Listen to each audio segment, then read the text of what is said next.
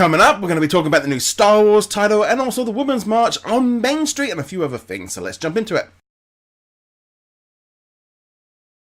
Hi everyone, it's Roger here from DisKingdom.com. Literally just minutes before I was set to record this video, Star Wars went out and announced that the new title for the upcoming Episode 8 of Star Wars is going to be called The Last Jedi. We got the new little logo with the little red writing on it, which I don't know if that symbolizes something that's going to be going on with Kylo Ren or Darth Vader's lightsaber or something like that, or maybe even Luke's bad, I don't know, or it could just be a pure coincidence and the red just jumps out and they haven't gone with the yellow.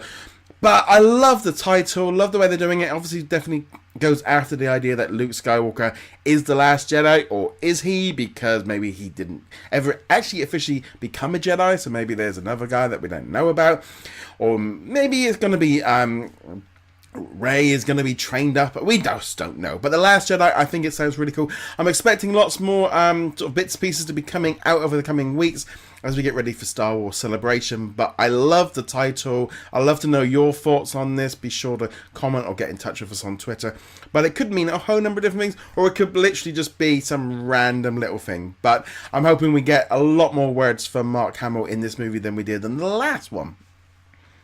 Speaking of some Star Wars news, Rogue One has officially hit $1 billion at the global box office, pulling in around about $512 million in the US and just under $500 million outside of that on there. This is like the 13th movie from Disney to do this, the 4th one of 2016, and we saw Finding Dory do it, Civil War, and also Zootopia. It's only like the 29th or 28th movie of all time to hit that number, which is pretty impressive. Again, Rogue One has been a huge hit. It's always that kind of thing. Even though it's done $1 billion, it's considered a little bit of, like, it did a lot less than Force Awakens, but it's still amazing money, and I'm sure the new Episode 8 is going to be probably doing just as much, if not a little bit more.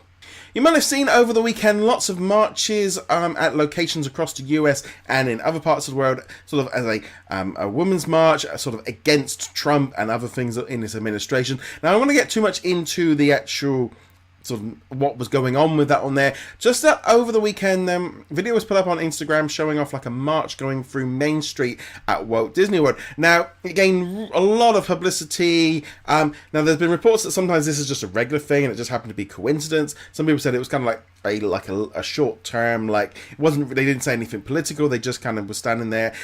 I don't know really what kind of went on from it. With the video there, it's a little bit hard to see if it was that political. I also think, personally, Main Street USA in Disney World is not a place to have a protest. It's, you know, people there on vacation. It's supposed to be in a bubble. But whether or not it was or wasn't, I don't know. I'd love to know your thoughts on that.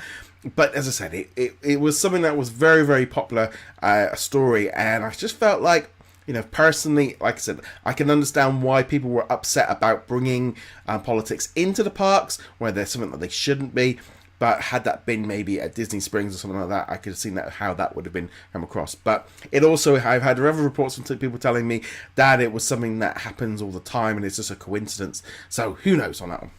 In some other Star Wars news, Funko have announced that a new Hikari figure, or Hikari, whichever way you want to try and pronounce it, is going to be coming in March, priced around about $80. This Force Awakens Snowtrooper does look pretty cool. They announce a new one of these every few days. We are expecting lots new of Funko products to be announced over the next couple of days, because there's a special toy event happening in London, so hopefully we'll see a few more Star Wars, Marvel and Disney Funko products there. Also at Epcot, there is a number of different photo opportunities available at the park.